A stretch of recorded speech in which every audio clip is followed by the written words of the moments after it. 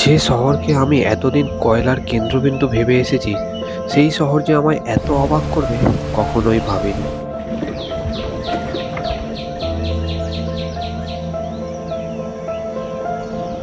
এত সুন্দর ঝর্ণা, রাস্তার দুই ধারে এত সুন্দর সুন্দর পাহাড়, অযোধ্যা ছাড়াও যেখানে এত বড় ভগবান শ্রী রামলালার মন্দির থাকতে পারে, যেখানে ওয়ান অফ দ্য ন্যারোয়েস্ট প্লেস থেকে বোটিং এর ক্রেজি এক্সপিরিয়েন্স তুমিও করতে পারবে, যেখানে বাংলা সিনেমা জগতের মহানায়কের বাড়ি থাকতে পারে।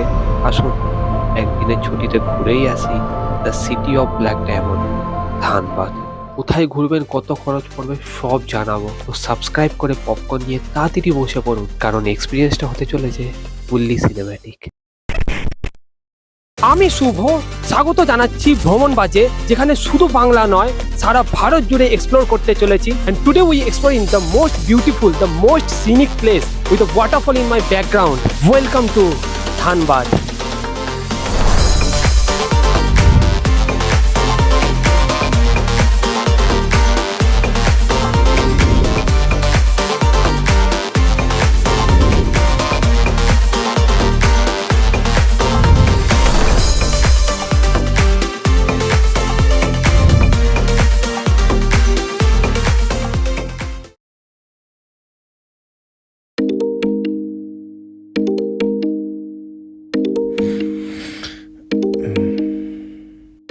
Good morning everyone. আজকে 2রা মার্চ 2025। এখন বাজে গিয়ে ভোর 4:07 হয়ে গেছে। আমাদের ট্রেন আছে ভোরবেলায় 6:53-তে। এই কারণে আমরা একটু ভোরবেলায় উঠে পড়েছি। যাওয়ার জন্য আমরা ধরতে চলেছি 22387 ব্ল্যাক ডায়মন্ড এক্সপ্রেস।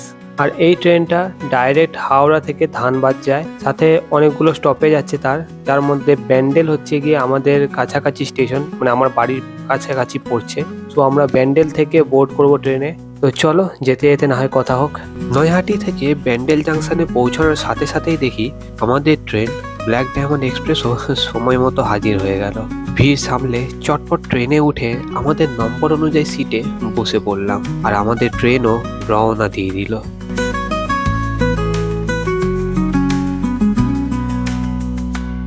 একে একে স্টেশনগুলো পার হচ্ছে, আমাদের মনের ভেতর উৎসাহ বাড়তেই থাকলো। সকালে ব্রেকফাস্টের জন্য ট্রেনেই প্রচুর খাবার দাবার পেয়ে যাবেন, লাইক ইডলি, ব্রেড পকোড়া, সিঙ্গাড়া আর চা কফি তো আছেই।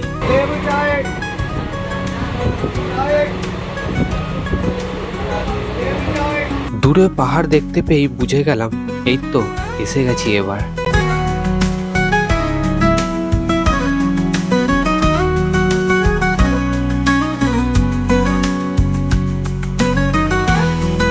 স্টেশন থেকে বেরিয়ে আমরা একটা অটো বুক করে উঠে পড়লাম, আর আমাদের জার্নি শুরু হয়ে গেল।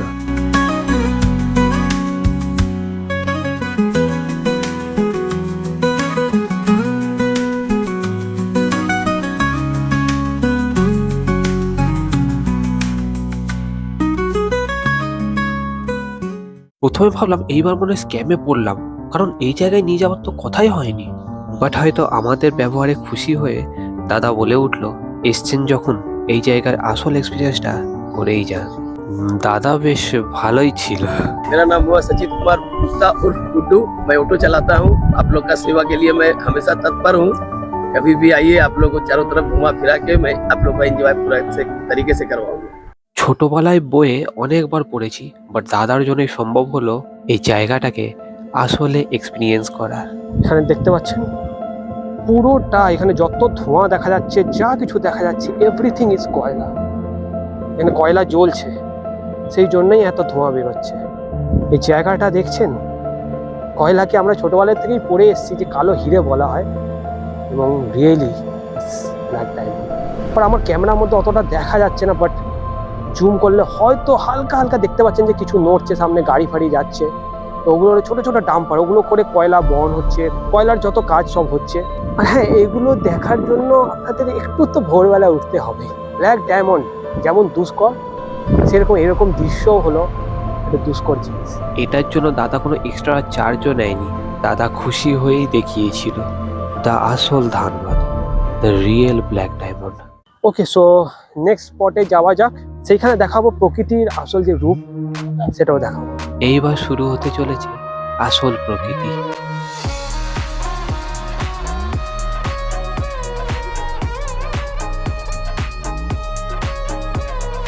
আমাদের অটো স্টার্ট নিয়ে শহরের কোলাহলকে পিছনে ফেলে এগিয়ে যেতে লাগলো। ছোট ছোট পাহাড় পেরিয়ে জঙ্গলের মধ্যে দিয়ে ধীরে ধীরে ফুটে থাকা পলাশ ফুলের সৌন্দর্য দেখতে দেখতে আমরা হঠাৎই এক গ্রামের মধ্যে ঢুকে পড়লাম।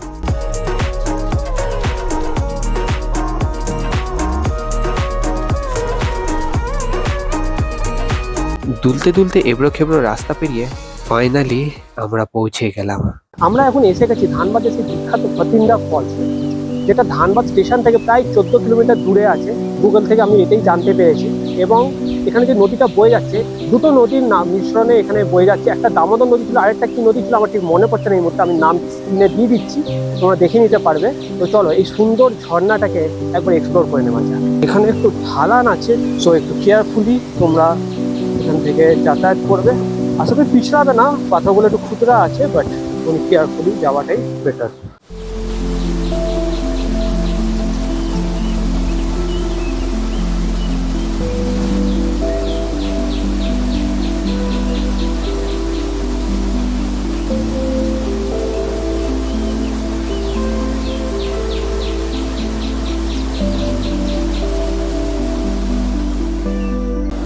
এই সৌন্দর্য সত্যি মানে এক কথায় কখনো বলে বোঝানো যাবে না, এতটাই সুন্দর। যখন ক্যামেরাতে দেখছি না, তখন যে ফিলটা আসছে তার থেকে অনেক বেশি ফিল আসছে যখন আমরা নিজের চোখে সচক্ষে এটা সামনে থেকে দেখছি। সে আওয়াজ, এই মধুর আওয়াজ, এই প্রকৃতির আওয়াজ, এই শব্দর কোনো তুলনা হবে না। হ্যাঁ, তবে সাবধান, কারণ এখানে প্রচন্ড পিছলা জায়গাটা দেখে বোঝা যাচ্ছে। সো একটুখানি বুঝে শুনে তোমরা আসবে এখানটায়। আমি দেখাচ্ছি ওইখানটা করে আবার একটা পাথরের মধ্যে লেখাও আছে আগে যাবেন না, ঠাঁই আছে, বাট তবুও চলে যাচ্ছে কিছু মানুষজন।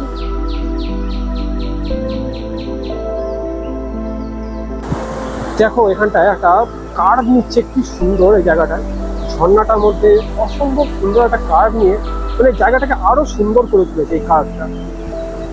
এখান থেকে দেখো কত উঁচুতে সবাই উঠেছে। আমার বেশ ভয় লাগছে, আমি গেলাম না এতটা উঁচুতে, আমার ফোবিয়া আছে। বাট এত সুন্দর দৃশ্য দেখার জন্য আমি আমার ফোবিয়া অবধি ত্যাগ করতে পারছিলাম।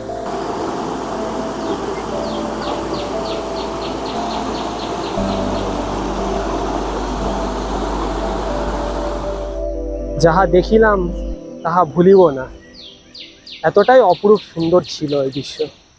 সত্যি এরকম জায়গায় আমি বারবার আসতে চাই, বারবার ফিরে আসতে চাই। মনোরম সুন্দর প্রকৃতি, শান্ত প্রকৃতি, এই আওয়াজ যেন আওয়াজ না, এ যেন মধুর কোকিল কণ্ঠ। দারুণ। অটোয় বসে রওনা দিয়ে দিলাম নেক্সট স্পটের উদ্দেশ্যে। রাস্তার দুই ধারে দৃশ্য দেখতে দেখতে গাইকে হাই করে অবশেষে আমরা পৌঁছেই গেলাম ধানবাদের সব থেকে বড় মন্দির, শ্রী রামরাজ মন্দির।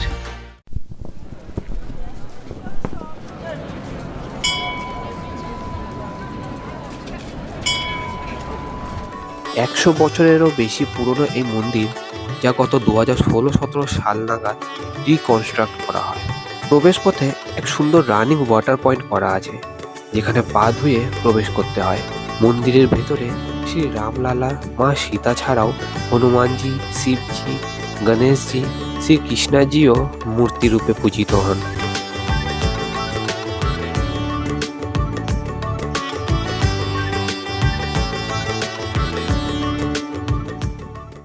আমরা কখনো ভাবতেও পারিনি যে মন্দিরের এই রাস্তা দিয়ে গেলে আমরা এই ক্রেজি এক্সপিরিয়েন্সটা করব।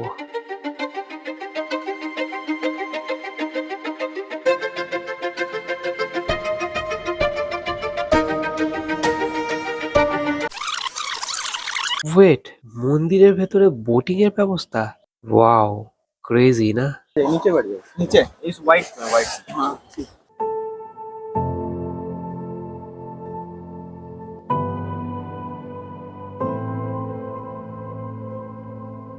এরকম একটা মনোরম পরিবেশে বোটিং করার মজাই আলাদা হলো।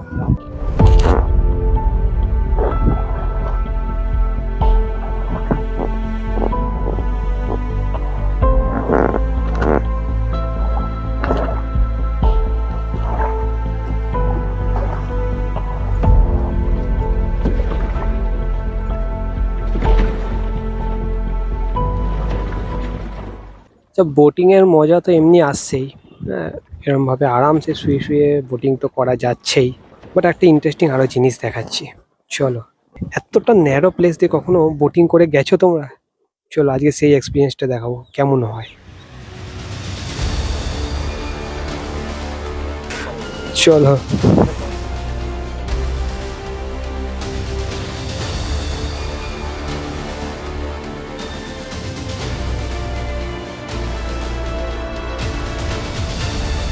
লিটারেলি শুয়ে বললাম আমরা।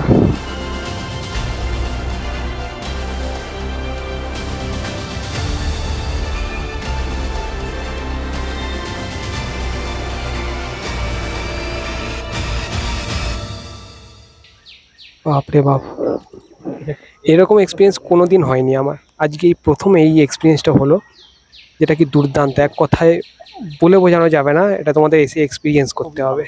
আমি এতক্ষণ ধরে ভাবছিলাম যে এটা একটা ছোটোখাটো কুণ্ড যেটা মন্দিরের মধ্যে অবস্থিত, বাট না, এটা কোনো কুণ্ড না, এটা একটা নদী। পরেশনাথ পাহাড় থেকে নির্গত এই খোদো নদী বেশ অনেকটাই এঁকে বেঁকে সামনে পত্রখুলিতে গিয়ে কতরি নদীতে গিয়ে মিশেছে। তো এটা একটা অনেক বড় নদী, যেটার এক্সপিরিয়েন্স এইমাত্র করলাম আমরা। আর হ্যাঁ, এটার চার্জ নিল আমাদের থেকে 200 টাকা। বোটের মধ্যে পুরো বোটটার আর কি ভাড়া 200 টাকা, ঠিক আছে? সেখানে তোমরা একজনও বসতে পারো, 5 জনও বসতে পারো, হাইস্ট 5 জন বসা যাবে। বেরিয়েই সবার আগে যেটা করলাম, এতক্ষণ ঘোরাঘুরি পরে প্রচুর খিদে পেয়ে গেছে, তো পেট পুজোটাও তো দরকার। তো চলে আসলাম মন্দিরের এখানেই একটা দোকানে, যেখানে ছোলা ভাটুরা পাওয়া যাচ্ছে এবং বেশ বড় বড়, তো দেখে লোভ লাগলো, আমিও চলে আসলাম। এসে গেছে আমাদের ছোলা ভাটুরাটা, আর তোমাদেরকে দেখিয়ে দিই কেমন দেখতে সেটা। হিউজ সাইজ, এই হলো আমার হাত, আর এই হলো ভাটুরা সাইজ, দেখেছো? এই ঘুগনি, আচার, একটু স্যালাড। অনেকক্ষণ দিয়ে ঘোরাঘুরি হচ্ছে, বাট খিদেও পেয়ে গেছে। খাওয়াটা কমপ্লিট করি, সে মন শান্তি করি, খাবার খেয়ে তারপরে আবার কথা বলার জন্য এনার্জি পাবো। একদম একদম, চলো তাহলে পেট পুজোটা করে নিই, তারপরে তোমার সাথে দেখা হচ্ছে। খাওয়া দাওয়া সেরে আমরা রওনা দিয়ে দিলাম নেক্সট ডেস্টিনেশনে।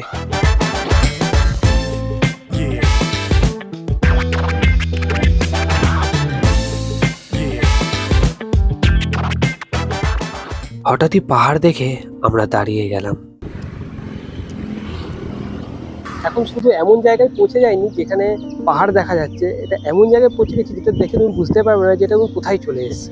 দেখো, পিছনে লিটারেলি পাহাড় দেখা যাচ্ছে, আর যেরকম আমরা উত্তরবঙ্গে গেলে পরে এরকম রাস্তা ধারে দাঁড়িয়ে পাহাড়ের সুন্দর দৃশ্যগুলোকে ক্যাপচার করি, সেরকমই এখানে আমরা রাস্তা ধারে একটু দাঁড়িয়েছি একটা ব্রিজের ওপরে, এবং সেখান থেকে এই পাহাড়, এই সুন্দর দৃশ্যগুলো ক্যাপচার করছি।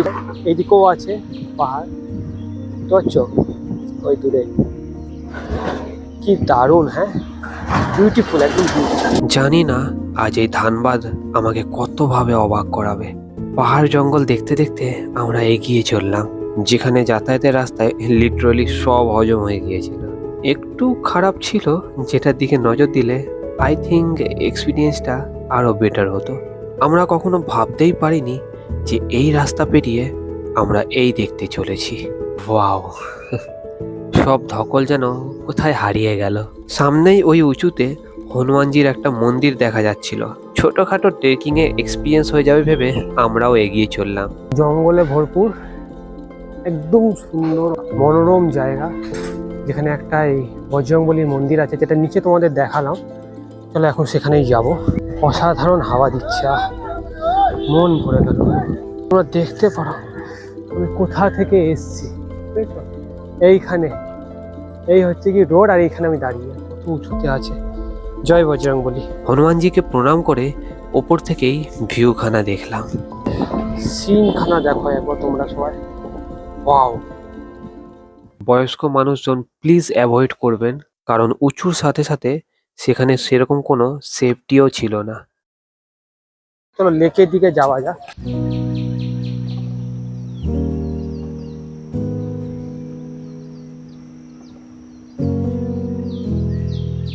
তো সুন্দর লাগছে না, একদম পুরো ডাল লেকের মতো লাগছে, যেন মনে হয় কাশ্মীরে পৌঁছে গেছে।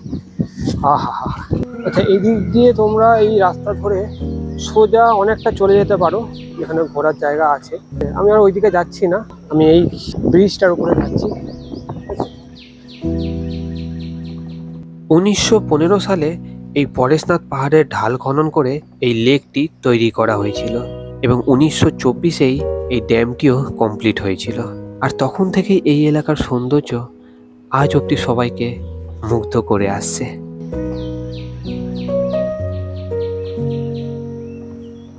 এই চেনের মাধ্যমে ড্যামের লক গেট সময় সময় খোলা হয়ে থাকে।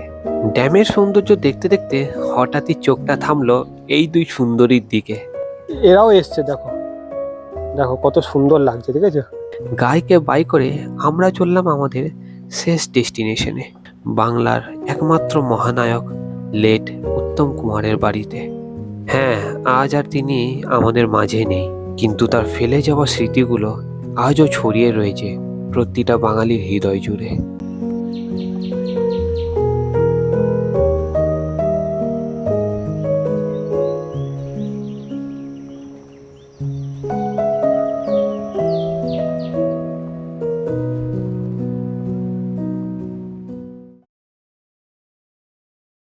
তো কেমন লাগলো তোমাদের ভিডিওটা? আশা করি ভালো লেগেছে। দেখো, আমরা ওই দিন ফিরতে পারিনি, কারণ যখন আমরা স্টেশনে পৌঁছাই তখন প্রায় 7টা বেজে গেছিল। তাই সেদিন স্টেশন থেকে কিছুটা হেঁটে একটা হোটেলে উঠেছিলাম এবং পরের দিন ভোরবেলায় কোলফিল্ড এক্সপ্রেস ধরে আমরা বাড়ি ফিরে এসেছি। কোথায় কত খরচ হয়েছে এভরিথিং আমি অলরেডি ডেসক্রিপশন বক্সে দিয়ে দিয়েছি, তো অবশ্যই চেক আউট করে নিও। আর হ্যাঁ, ইনস্টাগ্রামে অবশ্যই ফলো করে নিও নতুন নতুন জায়গার ইনফরমেশনের জন্য। তবে নেক্সট ভিডিও হতে চলেছে খুবই ইন্টারেস্টিং একটা জায়গা নিয়ে, তো সাবস্ক্রাইব অবশ্যই করে নিও।